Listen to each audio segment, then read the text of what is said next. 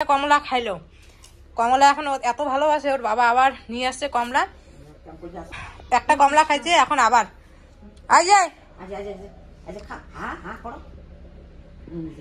হাতে নিয়ে খাবে। বাবা বলো তো কমলা,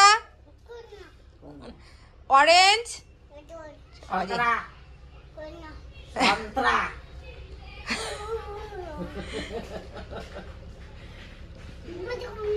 হ্যাঁ ওদের সাথে ঘুরবা না, তুমি একাই থাকো। একাই থাকো। আর এদিকে আমার ডাল হয়েছে, আর তার সাথে এখানে এই যে তরকারি বসাইছি। এতগুলো তরকারি, সবাই বলবো, অনেকেই কমেন্ট করে যে মিতি এতগুলো তরকারি, তোমরা মাত্র 3টা মানুষ। সব বাবা কাটছে, যত ধরনের মানে আছে আর কি সবজি সব দিছে। হ্যাঁ, বেগুন, মূলা, সিম, লাউয়ের আগালি, তারপরে বাঁধাকপি সব আছে এখানে। তো এগুলো দিয়ে ঘন্ট, এই ঘন্টটা আমার একদমই পছন্দ না। আমি করতে চাইছিলাম শুধুমাত্র আলু আর বেগুন দিয়ে বাঁধাকপির ঘন্ট, কালকে রাত্রে যেরকম করছিলাম রুটি দিয়ে, দারুণ লাগছিল গরম গরম খেয়ে, ওইভাবে করতে চাইলাম। তো পরে এগুলোও দিল, আর এগুলো আমার একদমই ভালো লাগে না, পুচকুর বাবাও খায় না।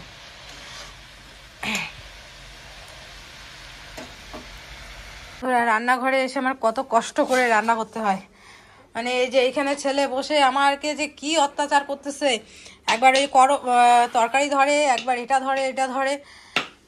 নেওয়ার মতো লোক না থাকলে ঠিক এরকমটাই হয়, আর মা বাড়িতে না থাকলে আমার এই অসুবিধাটা খুব হয় যে এই যে মানে আমার কাজের থেকে বেশি যদি বাচ্চাটাকে কেউ নেয়, ব্যাস আমার কোনো চিন্তা নেই।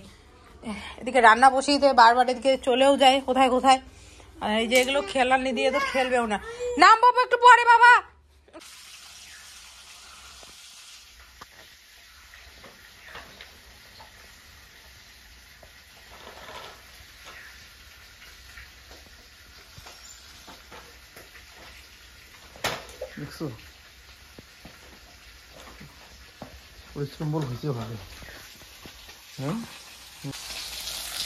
এদিকে বাকি রান্না তো করলামই, আর তোমাদের তো বললামই যে তোমাদের দাদাভাই নিশ্চয়ই মাছ নিয়ে আসবে। তো এই যে মাছ নিয়ে আসছে, তো এদিকে মাছগুলো ভাজা করছি। আর এদিকে প্রচুর গরম জল বসিয়েছি স্নানের। আজকে আমার স্নানটাই হয়তো বা দেরি হবে, তো কোনো ব্যাপার না, 12টার মতো বাজে। তো চলো মাছটা ভাজা করে নামিয়ে তারপরে ঝোলটা তোমাদের সাথে শেয়ার করব। এদিকে মশলা কষাচ্ছি, আর মশলা বলতে এখানে জিরে বাটা, জিরে, আদা, লঙ্কা আর পেঁয়াজ এগুলো দিয়েছি। আমি কিন্তু পেঁয়াজ, যদি ফুলকপির মাছের ঝোল করি, পেঁয়াজ আমি এই তেলের মধ্যে ফোড়ন দেই না, তাহলে আমার কাছে ভালো লাগে না গন্ধটা। তো সেই জন্য কিন্তু আমি এইভাবে মশলা করে তারপরে দিই।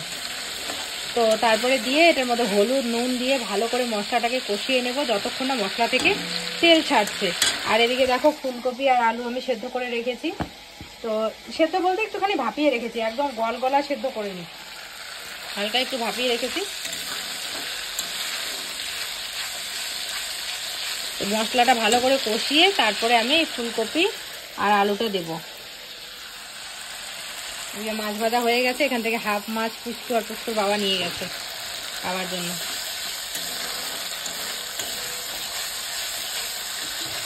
এদিকে আমার মাছের ঝোল কমপ্লিট, এখন এটাকে নামিয়ে ফেলবো। কয়েকটা ধনেপাতা দিয়ে দিলাম, ব্যাস।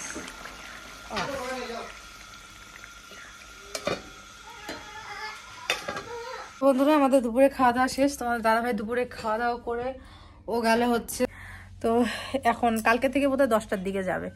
তো যাই হোক, এদিকে মামি ফোন করলো যে মামির ওই যে বললাম ভাইয়ের পরীক্ষা শুরু হয়েছে, মামির আসার কথা ছিল। ভাইয়ের পরীক্ষার জন্য প্রতিদিন মাথাভাঙ্গায় যায় পরীক্ষা দেওয়া, এবার নিয়ে আসতে আসতে সন্ধ্যা হয়ে যায়। তো সেই জন্য আমার বাড়িতে আসতে পারলো না। তো মামিদের বাড়িতে যে আর কি টোটো একটা মামা আর কি সবসময় আসা যাওয়া করে, তো ওই মামাকে দিয়ে কিছু জিনিসপত্র পাঠাচ্ছে। আর আমার কাছে দেখো মামির কতগুলো টিফিন বাক্স চলেই আসছে। তো ওই টিফিন বাক্সগুলো, হ্যাঁ যাই, টিফিনগুলো দিতে হবে।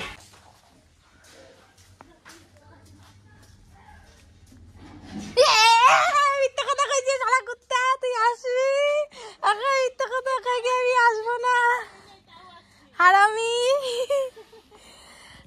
কয় কি আসবে না, আমি কই কি একা একাই বোধ এখনো মোমো আসবে।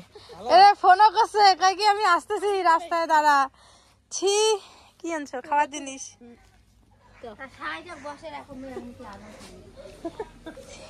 আমি কি তাড়াহুড়ো করে গেলে রান্না করছি, চারটা খালি কোন রকম নাকে মুখে গিলছি, তোর মামাকেও খাইতে দেয়নি। আইতে বুঝতে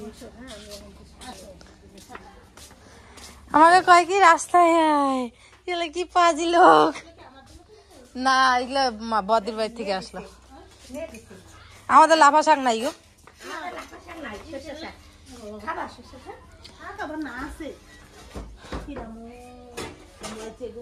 হ্যাঁ আস্তে কথা করে তাহলেই হবে।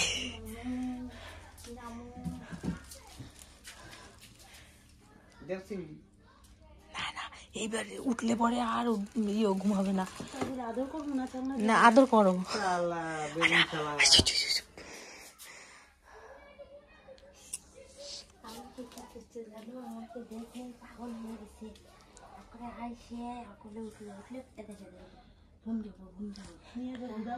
তারপরে আমি তো ভাই উম্মা দাও, উম্মা দিল, আদর দাও, আদর দিল, আর ওর মার কাছে ভাতেই খায় না, আমার কাছেই যাবে। অনেকদিন পরে হুট করে কি খাবা বলো? আমি বরকে খাইতে দিতে লাগতো, মামাকে যা খাইতে দিতে লাগবে, আবার আলিপুরে যাবে। আমার জানিস না কি তাড়াহুড়া।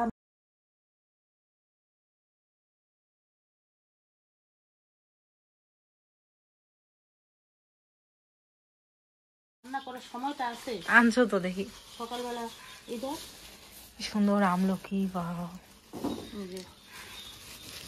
তুমি মিথ্যা কথা কেন কম আমি যে তুমি আসবে না? দেখিস কিভাবে আসছি। এটা একটুখানি মুড়ি ঘন্ট, ভালো হয়নি, বাউ করে লাভ নেই। সেম বেড়াইছে আর কই ভালো হয়নি। আমার রান্না সেন্ডও হয়, কালারও ভালো হয়, খালি খাইতে হয় না। এটা হলো তোর শ্বশুরের জন্য কি আলু কাঁচকলার ঝোল, কাঁচা কলা। বাহ, এটা তোরা খাইস না, এটা বুড়াটারই দিস। বুড়াটারই দিস। আমার ডিমের গাড়ি তোর বরের জন্য আর তোর জন্য। শুকনো মাছের চাটনিও করতাম, এটা তোর বাকি আছে, কিন্তু না সময় পাইনি, কাটা কাটি এত কিছু বাটা বাটি না পারি না। এগুলা তো এখন নামাইতে লাগবে আমার। অবশ্যই আমার টিফিন বাটি লাগবে। দেখ না কুনিটার কি তোমাকে কি সুন্দর লাগতেছে এই জামার উপরে, সত্যি। তো এখানে অনেক কিছু জানছে, আর এখানে যে খাবার দাবার নিয়ে আসছিল, যে টিফিন কারি বাটিগুলো ওখানে দিলাম, আর এদিকে ওই যে পান সুপারি রেডি করে রাখলাম। মামি কিন্তু পান সুপারি খায়, আর তার সাথে এই যে এগুলো নিয়ে আসছে আমলকি, আমার প্রিয়, কি টক খেতে ইচ্ছা করে, এগুলো খাবো। এখন ওইদিকে মা শাক তুলতে গেছিলো, গেল আর কি, বলছিল শাক খাবে আর কি, তো শাক আনতে গেল, তো মামিও গেল আর কি সাথে পিছনে। তো আমি তো আর করে রেখে যেতে পারছি না। যাক, আমি মাম্মাকে দেখার এত ইচ্ছা ছিল কি বলবো, আর মানে এই মুহূর্তে তো আমি যেতেও পারবো না, আর মোবাইলে দেখা আর সামনাসামনি দেখা, তো সেই দেখতে ইচ্ছা করছিল। তো প্রথমে মামি বলছিল আসবে না, মনটা খারাপ হয়ে গেছিলো। পরে যখন বলে কি টোটো দিয়ে পাঠাচ্ছি, এখন আসে ওকে দেখে পাগল হয়ে গেছি আমি।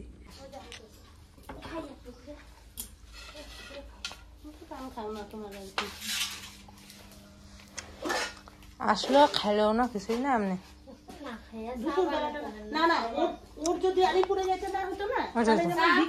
কিছু খায় না, খাই না কিছু।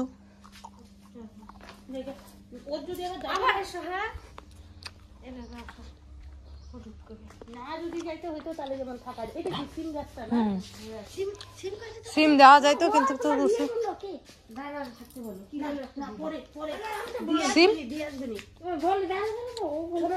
তোমার ঘর ওই যে কি যেন ওইটা বলে, পাড়াডুবি কার দোকানে ডাবলু আছে না, ওর দোকানে যায়, বলে কি এক সময় দিয়ে আসবে জিনিস দেখে কি আবার বললেন কি যাই বাড়িছি ছিল কয়টা দিতে পড়তো যাবো যখন না। লঙ্কা দিবে বোধহয়, লঙ্কা নেওয়া যায় না মামি। লঙ্কা দুইটা নিয়ে অনেক কামরাঙ্গা কেন লঙ্কা নিছো? লাগে নিলে হ্যাঁ, লঙ্কা দেওয়া যায় না। তোমার বরের লণ্ঠন জগা আমারও ধরে, বরের লণ্ঠন জগা ধরে। ওইদিকে কই যাও? কে? এটা পান গাছ না? না,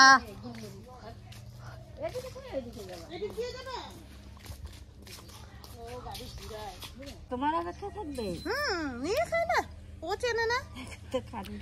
তো ও আমাকে বলে কি যে আমি একা একা আসবো, মামাকে পাঠাবো, ওই মামাটাকে গাড়ির সামনে বাড়ির সামনে। তা আমি তাই ভাবছি, এখন দেখি উনি আসছে। আসলে ওকে দেখার আমার কি ইচ্ছা ছিল, ওকে বলতেছি আমি আমার তোমাকে দেখতে খুব ইচ্ছা করছে।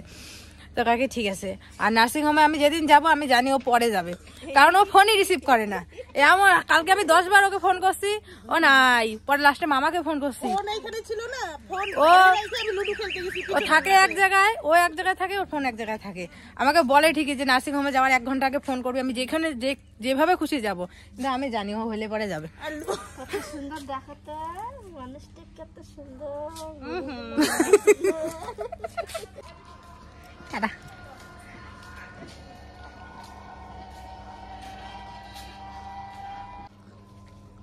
আমার মামির সাথে কিন্তু আমি সব ধরনের কথাবার্তা সমস্ত কিছু শেয়ার করি।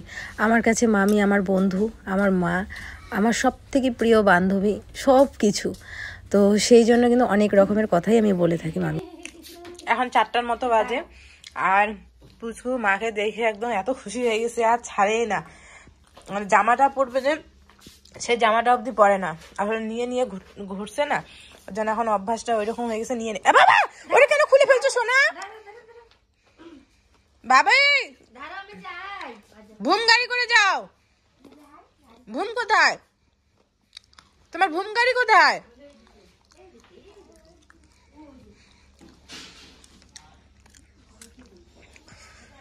তো এখন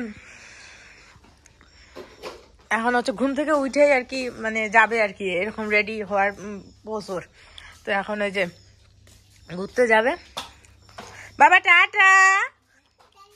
ওটা রাখো শোনা, ওটা না দিলে যে খরচাই দিবে না। হ্যাঁ না, এটা পড়ে গেছে। হ্যাঁ তুলো। বাবা কতগুলো ললিপপ আনবা? না না না, একটা আনবা, একটা। একটাই আনবা শোনা।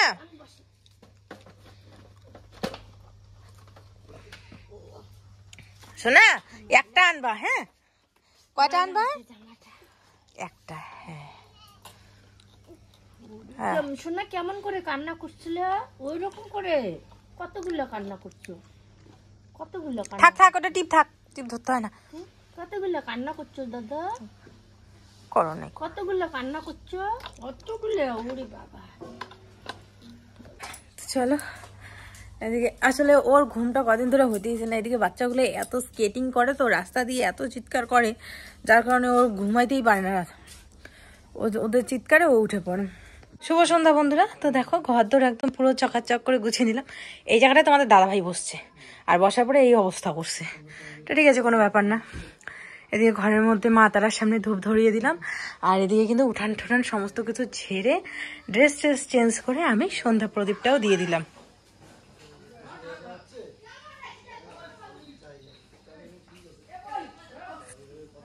তো বন্ধুরা এদিকে হচ্ছে রান্না হয়ে গেল। মা আজকে ভাত রান্না করলো, আর অনেকদিন পর মানে একদম পুরো ফাঁকা।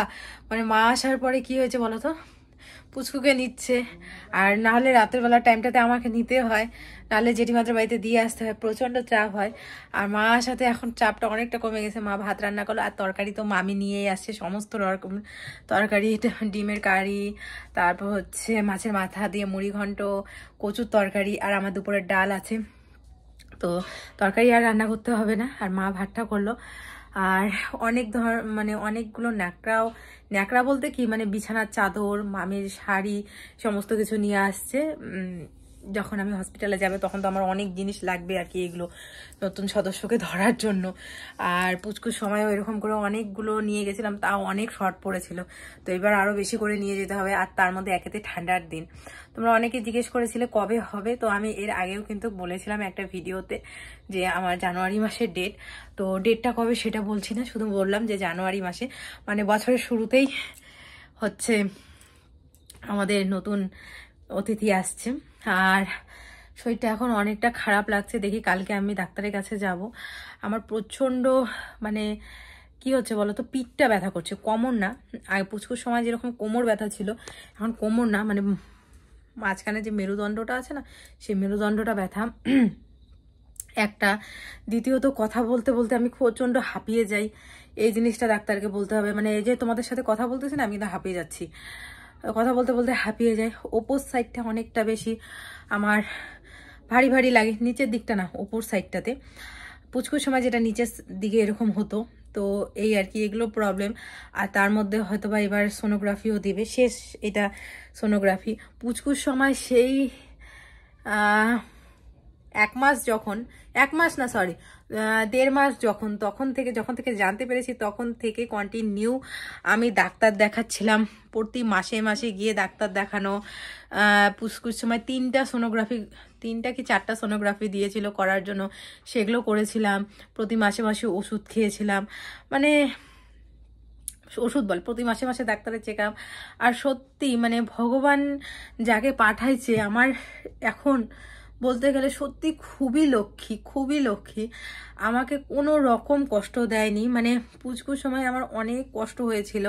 প্রথম বেবির সময় আমার প্রচণ্ড বমি হতো, আমি তোমাদের সবসময় বলতাম মাথা ঘোরা সমস্ত। এইবার দেখো কোনো মাথা ঘোরা নেই। আর এত যে আমি দেখো মানে ডাক্তারও শুধুমাত্র একবারই দেখাইছি, 9 মাস হয়ে গেছে আমার, ডাক্তার শুধুমাত্র একবার দেখাইছি। দেখানোর পরে সোনোগ্রাফি দিয়েছিল, ওগুলো করেছি। মানে ডাক্তারের প্রতিও আমার যে খরচা সেগুলোও হয়নি। আর ওষুধপত্র বলতে এক্সট্রা কোনো ওষুধ আমি খাই না, এক্সট্রা কোনো ওষুধ, বমির ওষুধ বলো, তারপরে হচ্ছে মাথা ঘোরানোর ওষুধ, শরীরের এনার্জি বাড়ানোর ওষুধ, তারপরে হচ্ছে মাদার্স হরলিক্স, কোনো কিচ্ছু না, শুধুমাত্র আয়রন আর ক্যালসিয়াম যেটা সরকার থেকে দেয় আশার দিদিমণিরা, সেই ট্যাবলেটগুলোই খাচ্ছি। তো মাঝে মাঝে খাই, যখন মনে থাকে, মাঝে মাঝে খাই না। তো এক্সট্রা কোনো ওষুধ কেনা সেটাও এখন আর নেই। তো জানি না, সব যাতে মঙ্গলময় হয় সেটাই আশীর্বাদ করো। তো এখন হচ্ছে ছেলেকে মা নিয়ে বোধহয় ওই পাশিতে গেল, খুব দুষ্টুমি করছে। আমি এদিকে ওর ভাত ঠাত সমস্ত কিছু বেড়ে নিয়ে আসলাম, এদিকে ওর গরম জল রেডি। এখন আসলে পরে ওকে খাওয়াবো, খাইয়ে দাইয়ে ঘুম পাড়াবো। তো যাই হোক বন্ধুরা, তোমরা সবাই আশীর্বাদ করো। সবসময় তোমাদের ভিডিওতে একটা কথাই বলি যে আশীর্বাদ করো। সত্যি বন্ধুরা, কারণ কি বলো তো, পাশে কি বলবো, আর থাকার কিছু বলছি না, তোমরাই আমার সব। আর মামি, শ্বশুরবাড়ির লোক সবাই, আর তোমরা তো আশীর্বাদ করো সব যাতে ভালোভাবে হয়। আর আমি যাতে ঠিকঠাক গিয়ে ঠিকঠাকভাবে তাকে নিয়ে আসতে পারি, আর ছেলেও যাতে ভালোভাবে থাকে। কারণ আমি একটাই ভয় পাই যে আমি 6টা দিন থাকবো না। তো সেই 6টা দিন যে কিভাবে পুচকু মানে থাকবে, এটাই ভয় লাগে। যদিও বা মার সাথে এখন এতটা মিশে গেছে যে মার সাথে থাকে আর কি, কিন্তু তবুও ঘুরে ঘুরে এসে মা তো বলে। তো আর ওর বাবা থাকলে বলে না। তো ওর বাবাকে আমি যতটুকু পারবো সময় আমি বলবো বাড়িতেই থাকতে, আমার ওখানে থাকতে হবে না, আর থাকার অত প্রয়োজনে নেই, যেহেতু বাড়িতে আরেকটা ছোট বেবি আছে, ওখানেও তো থাকতে হবে। বাবা তুমি আব্বা না, ঘুমু দিবা না? কি ঘুমু দিবা না কেন? চলো গুড নাইট। ওই সোনা, সোনা, হ্যাঁ, বেড়ে আসিন।